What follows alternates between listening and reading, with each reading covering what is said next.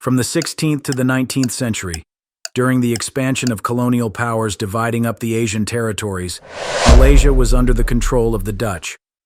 However, during that time, a man named Thomas Stamford Raffles was appointed as the deputy governor of the British colony in Bencoolen, present-day Indonesia. He made the audacious decision to overthrow the Dutch and seize control of the strategically vital trading ports in this region. On January 19, 1819, when he set foot on the Singaporean peninsula, he immediately recognized the unique potential of this land to become a significant maritime port. Raffles proceeded to establish and develop Singapore into a crucial commercial hub in Southeast Asia, and even in the broader Asian context. At this point, the British officially ousted the Dutch from the area and separated Singapore from Malaysia, marking the formation of the nation of Singapore as we know it today. World War II erupted, and it was no surprise that Singapore, being one of the major British military bases in the region, became a target for the Japanese forces. After successfully taking control of Malaysia, Japan set its sights on invading Singapore. Intense battles ensued, with relentless air raids destroying many structures and headquarters, completely eroding the prosperity that Singapore had built over the years. On February 15, 1942, the Allied forces surrendered, and Singapore fell into Japanese hands. They imposed harsh measures on the local population, resulting in the loss of thousands of lives. However, just 3 years later in 1945, with the downfall of the Japanese Empire, British rule was restored in Singapore. Nevertheless, due to their previous surrender, the British no longer had the trust of the people of the Lion City. Having lost faith in British colonial rule, the people of Singapore began to demand complete self-governance. This marked a significant turning point in Singapore's history. Singaporean leaders of the time repeatedly requested self-governance from Britain, but were consistently denied. It wasn't until 1958 when the Nationality Act for Singapore was passed by the British Parliament, leading to the formation of the nation of Singapore.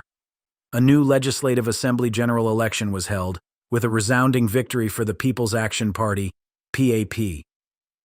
Lee Kuan Yew became the first Prime Minister of Singapore. In 1963, Singapore merged with Malaysia to strengthen relationships and enhance its standing.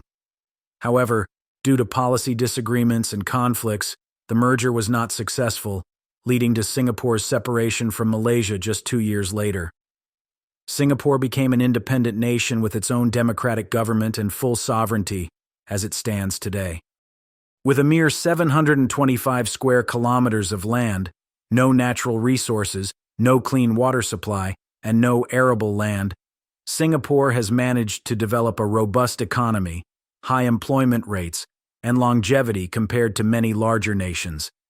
In 1960, Singapore's population was less than 2 million, but today it stands at 5.6 million. Initially plagued by poverty, Singapore had some of the world's worst slums, with a GDP of less than 1 billion USD. However, today, Singapore's GDP is 447.3 billion USD. In 1960, the per capita income was 427 Singapore dollars per year, but now this figure stands at 76,863 as of 2017, surpassing even Germany, France, and Japan. When Lee Kuan Yew took on the leadership of Singapore, it was one of the most corrupt and politically unstable countries. However, Singapore now ranks 7th on the list of countries effectively combating corruption. Singapore's financial and economic policies are designed to combat corruption and political instability. Rather than allowing funds to fall into the wrong hands, they are allocated to benefit the people and eradicate poverty.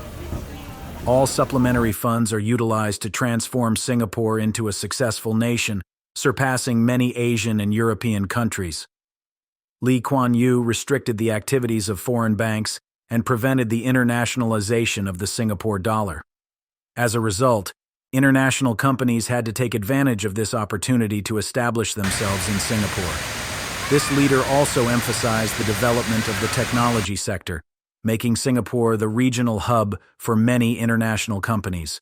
He promoted free trade, attracting significant foreign investment and multinational giants like Sony Corporation, Microsoft, Apple, Google, and Panasonic to invest in Singapore. In 1971, when the United States abandoned the gold standard, Singapore seized the opportunity to establish itself as a regional forex center, bringing significant benefits to the country. To ensure the happiness of its citizens, Lee Kuan Yew established the Economic Development Board and the Housing Development Board. The Housing Development Board, in particular, transformed Singapore into a great city, enabling people to move out of unsanitary slums into well-planned housing and improved living conditions. One of the key reasons behind Singapore's success is its pragmatism. Lee Kuan Yew's pragmatic leadership allowed Singapore to develop its economy. He welcomed multinational corporations, while most other countries were trying to avoid such companies. The English language also played a significant role in making Singapore an economic powerhouse, a global trade hub, and a top destination for international students, especially from Southeast Asia. Singaporeans' proficiency in English is largely due to Lee Kuan Yew's visionary and bilingual policies. After separating from Malaysia, Singapore indeed lacked natural resources to address its economic challenges. However, the government remained steadfast in building a policy and process for sustainable economic development. They dismantled all outdated, unprofitable business models and replaced them with more sustainable and profitable ones. The government focused on using its limited natural resources efficiently to better serve the needs of its citizens. A series of programs and initiatives were introduced to develop the country's economy. The Economic Development Board was established, with the primary mission of guiding industries and developing new sectors for investment, attracting international companies to invest in the country's economy. This was followed by the Strategic Economic Plan, which primarily aimed to educate people to become a highly skilled workforce and ensure the quality of exports. The Operations Headquarters OHQ initiative was implemented to develop the service industry. OHQ aimed to encourage more local companies to use Singapore as a hub to provide high-quality services to other companies based in Singapore or abroad. The Singapore government also developed the Creative Business Program to promote sectors such as arts, crafts, fashion, and media. Initially operating as a strategic business services unit, it now encourages investment in creative fields and the development of new business opportunities. Singapore has also transformed itself into a new technology hub. It is currently a world leader in innovation and research. The government supports companies in developing sustainable business models and helps startups grow their businesses. Many local companies like Viki and Vicenza now lead the global market. During the 1970s, Singapore focused on encouraging investments in the information technology, electronic medical devices, and automotive components industries. In the 1980s and 1990s, the country concentrated on developing electronics and maritime transportation. By the 2000s, Singapore transitioned into new technologies such as biotechnology and financial technology. Currently, Singapore is working on shifting investments from a manufacturing-oriented economy to one centered on innovation. It attracts industries based on labor by providing skilled workers, low costs, and coastal land for rent. Revenue from tourism also significantly contributes to Singapore's prosperity. In 2019, the country welcomed 19.11 million tourists. Singapore has many famous tourist attractions and is located near other Southeast Asian destinations such as Malaysia, Thailand, and Indonesia.